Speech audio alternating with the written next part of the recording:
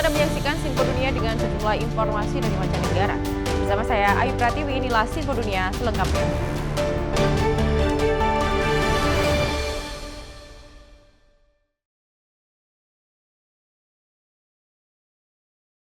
Kita ke informasi pertama pemirsa, sebuah perusahaan di California mengembangkan sensor tekanan pada jari tangan bionik sehingga penggunanya bisa merasakan sentuhan dan berinteraksi dengan objek yang dipegang. Anika Berlin menggunakan tangan bionik yang bisa ia kendalikan lewat elektroda yang ditekankan pada kulit lengan bawahnya. I'm contracting like the end of my muscle, the end of my arm on this side of my arm to close it, and then I'm contracting the muscle out here to open the hand. Tangan bionik ini adalah produk dari perusahaan California, Psionic. Menurut pendirinya, Adil Akhtar, teknologi penginderaan otot sudah ada sejak lama. Tapi kemajuan teknologi pencetakan 3 dimensi dan mikrokontroler kini memfasilitasi pengembangan tangan ini. Sistem robotika lunak membantu membuat tangan menjadi kuat dan cepat. Tapi menurut Adil, fitur yang paling menarik adalah sensor tekanan pada jari-jari tangan untuk memberikan umpan balik sentuhan kepada pengguna. When they grab an object, they will feel a vibration on their skin, and then they'll know that they've touched the object when they've let go of the object, and also have a little bit of semblance of how much pressure they're applying on the object as well. Menurut Anika, adanya umpan balik sentuhan berarti ia tidak perlu melihat secara langsung cengkraman tangannya saat ia mengambil secangkir kopi. Adil mengatakan langkah selanjutnya adalah mengintegrasikan tangan secara langsung ke dalam tulang pengguna lewat teknologi implan saraf yang memungkinkan jari dikontrol secara individual. And with that, we're hoping that within a couple of years, we might get our first patients to play piano or type on a keyboard again. If you're building a robot to do the same thing that humans are, then you can use our hand for robots as well. Tangan Psionic juga menjadi bagian dari robot astronot humanoid NASA yang disebut Valkyrie, yang sedang dipersiapkan oleh Badan Antariksa Amerika itu untuk digunakan di ruang angkasa. Dari Arlington, Virginia, saya Helmi Yohanes dan tim VOA. Sementara itu pemirsa, perang di Gaza dan Ukraina berdampak suku bunga tinggi dan inflasi yang terus menekan sentimen konsumen. Pembelanjaan konsumen yang selama ini ikut mengangkat ekonomi Amerika Serikat dikhawatirkan tak bisa bertahan. 2 bulan terakhir tahun 2023 diwarnai sentimen positif soal perekonomian Amerika Serikat. Resesi yang dikhawatirkan terjadi akhirnya bisa dihindari. Sorotan kini beralih ke belanja konsumen. I think inflation is pretty much in check. Consumer spending, on the other hand, has been somewhat leveled as consumer turn a little bit more cautious, and that's a good thing. You know, that's a good thing, but we don't want the consumer running crazy because it will put upward pressure on prices, and we don't want to do that as well. So the economy is in good shape with the consumer being very level-headed going forward, and inflation almost at 2%, not exactly there, but, you know, being pressured down. I think we're in a good position in terms of the U.S. economy for what we have in store for us in 2024. Menurut pantauan Federasi Retail Nasional, semakin banyak konsumen di Amerika Serikat belanja online dan juga belanja awal untuk memenuhi kebutuhan mereka menjelang puncak musim belanja pada Natal dan Tahun Baru. Sementara total penjualan untuk belanja akhir tahun ini diperkirakan meningkat 3 hingga 4% dibandingkan tahun sebelumnya. Tapi di balik masih kuatnya pembelanjaan, analis lain sedikit cemas. Americans spend. That is one thing that we can expect and anticipate the American consumers to do. We spend, and sometimes we spend more than we should. So what we're learning is that Americans would rather dip into their savings and borrow money from the future in order to spend today, rather than to tighten their belts, right? Perusahaan asuransi Allianz menemukan sekitar separuh warga AS berhenti menabung untuk hari tua. Dan bahkan hampir separuh juga telah menarik dana dari tabungan pensiun mereka. What we're seeing is that the savings rate, this is the latest GDP number, the savings rate actually started to fall and continued to fall throughout the year, which means that whatever the GDP contribution from consumption came from is actually on borrowed money. It wasn't on the money that people had on hand. The other thing is credit card balances are at trillions. It's at an all-time high.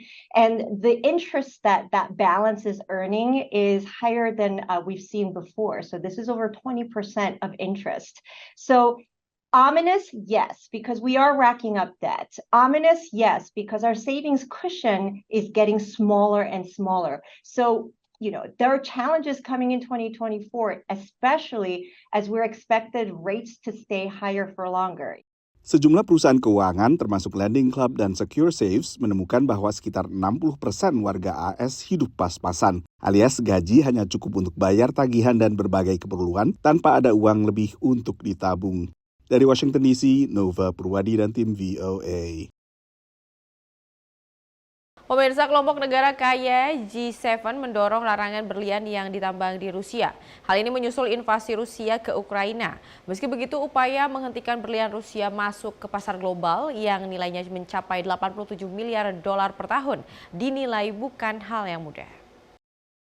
Sekitar sepertiga berlian dunia ditambang di Rusia oleh perusahaan milik negara Alrosa yang memberikan keuntungan bagi Kremlin lebih dari 1 miliar dolar per tahun. Pada KTT G7 Mei lalu, negara-negara anggota kelompok ini membahas pemberlakuan larangan terhadap berlian Rusia. Namun melaksanakan larangan itu tidaklah mudah. Hampir semua berlian dunia dipotong dan dipoles di kota Surat di India. In the case of Russian rough diamonds, if they're polished in India, from the standpoint of American regulations, those are Indian diamonds, and because of that, they're no longer Russian. Proses Kimberley yang diberlakukan tahun 2000 memperkenalkan pelacakan berlian yang belum dipotong untuk mencegah keuntungan diperoleh dari konflik.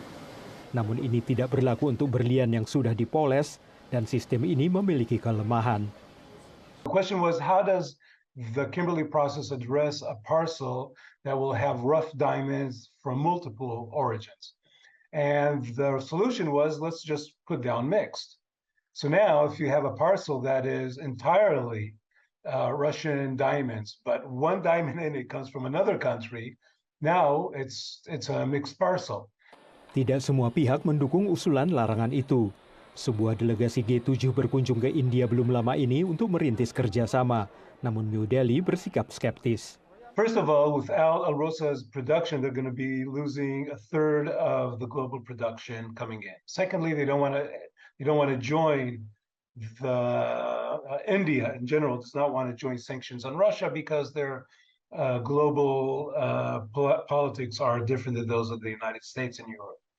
Uni Eropa Mei lalu memaparkan rencana sistem pelacakan dan penegakan global untuk mengeluarkan Rusia dari pasar berlian mulai tahun 2024. Russian diamonds are not forever.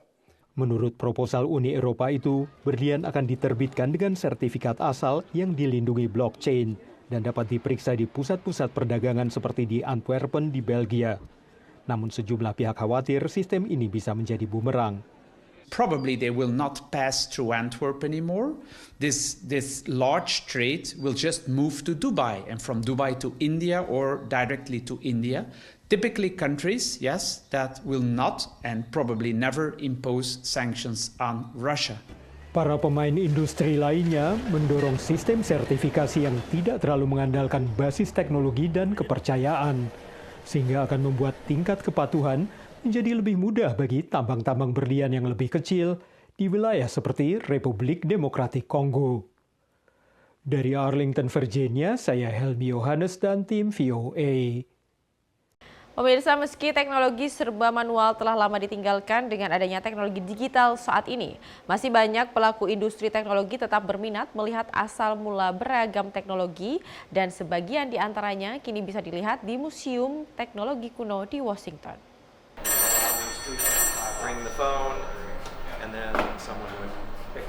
Sambungan telepon tahun 1950-an menjadi salah satu teknologi masa lalu yang bisa dicoba pengunjung di Connections Museum di Seattle, negara bagian Washington.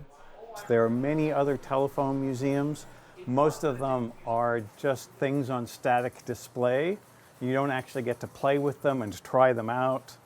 And here, everything is turned on and powered up almost nothing is behind glass.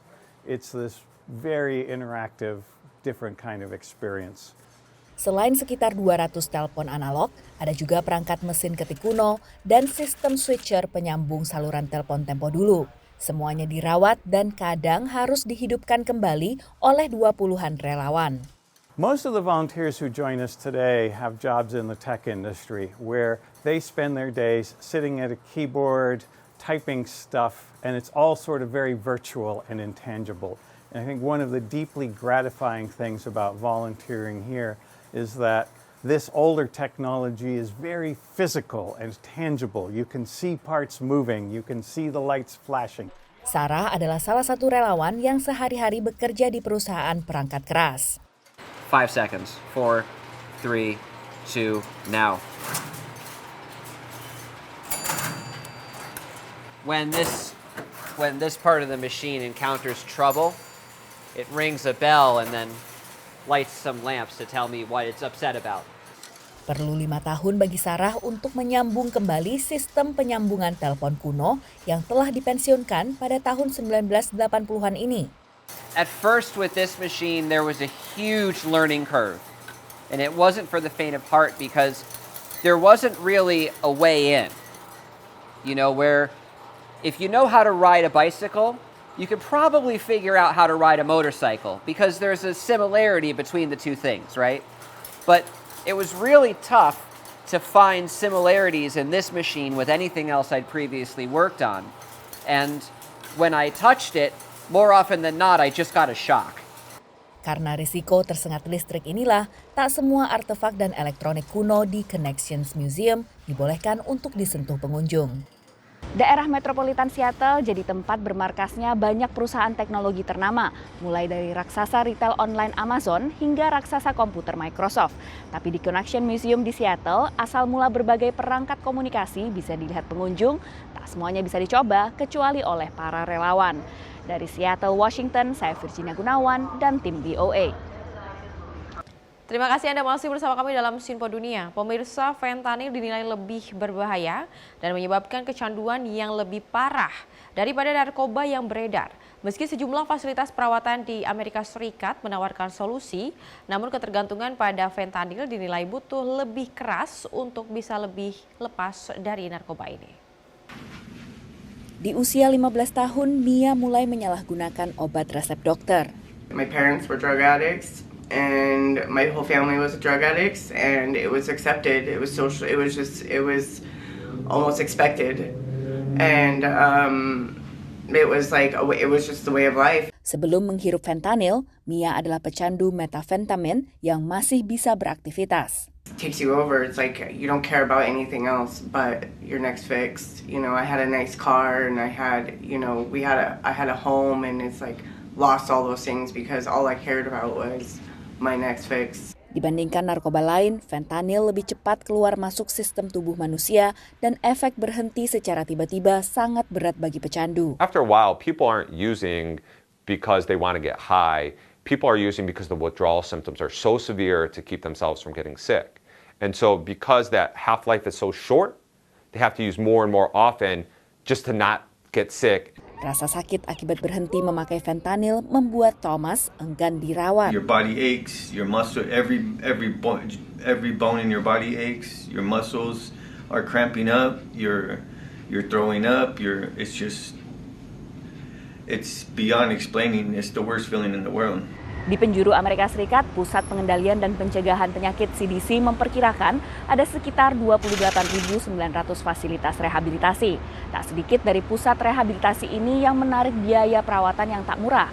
Industri rehabilitasi di Amerika Serikat mencapai $42 miliar pada tahun 2022 menurut Hazelden Betty Ford Foundation.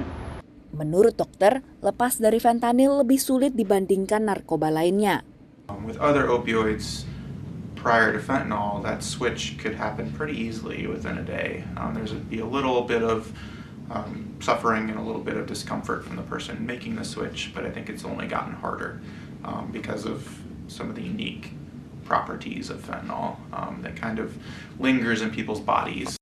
Perubahan gaya hidup penting untuk membuat mantan pecandu lepas dari narkoba. There are people who can make lifestyle changes, can change their habits, can change the people they're around, can change the environment they're around. And maybe the medicine's good for a year or two, and then they can kind of come off of it because the rest of their life has improved so much.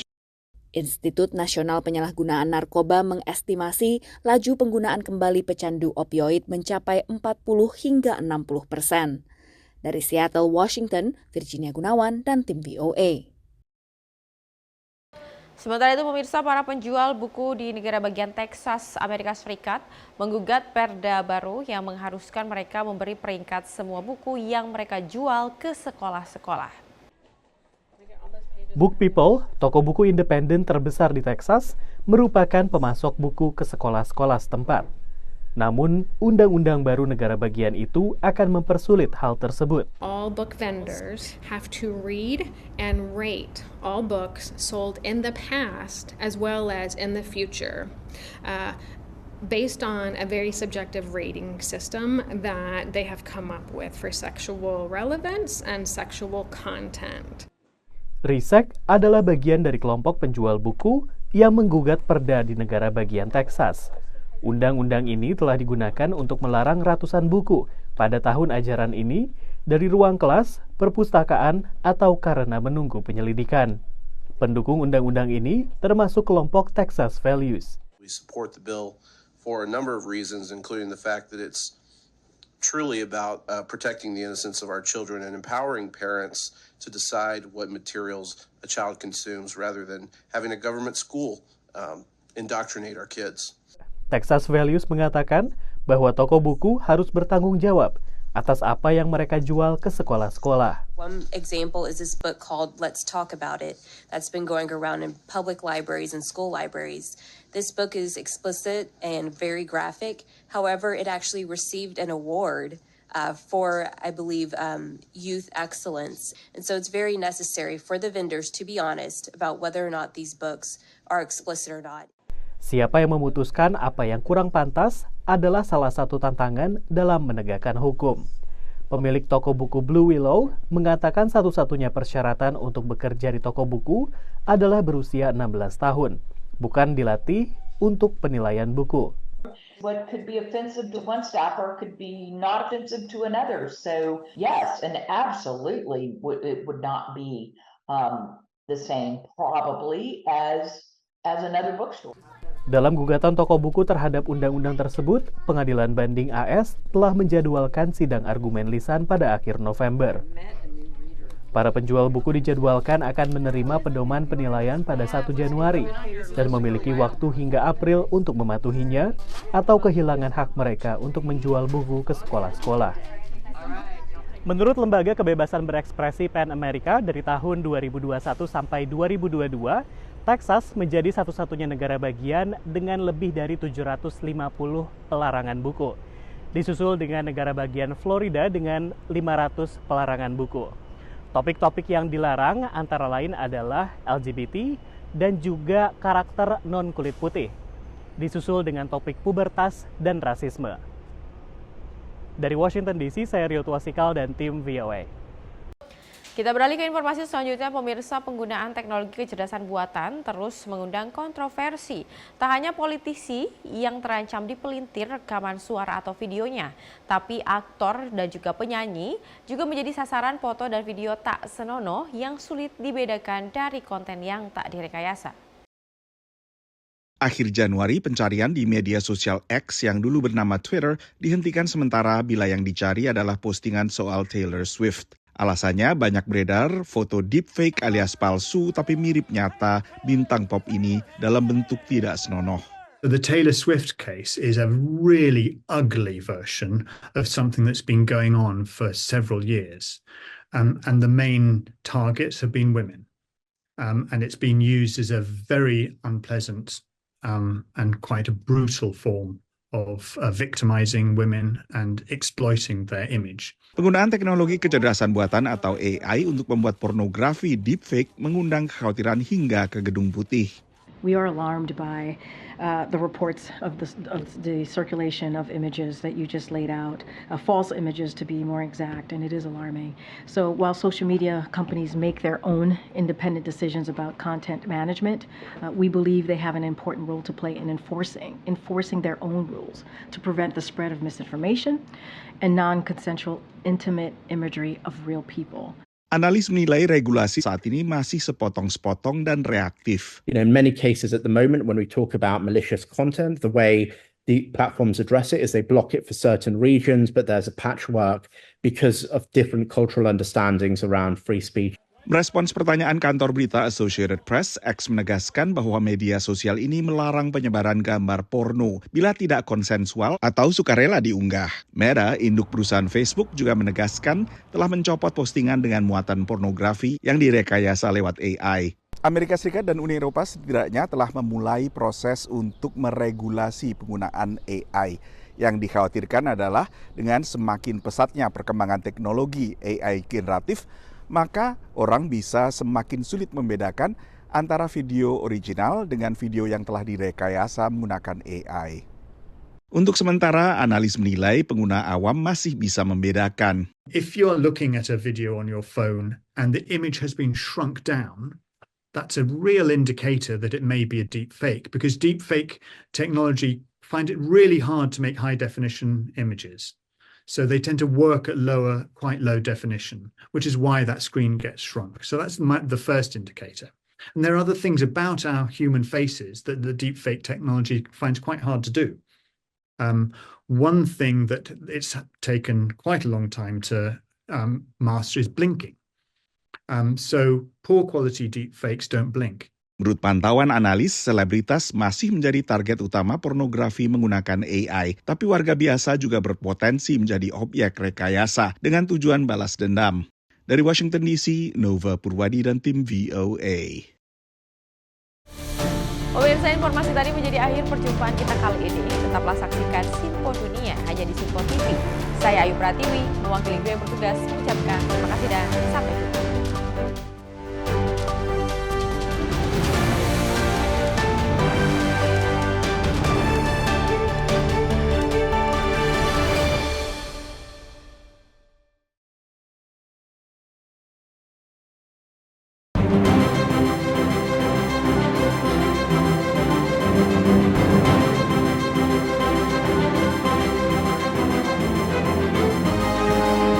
Simpo TV, News, Sport, Entertainment.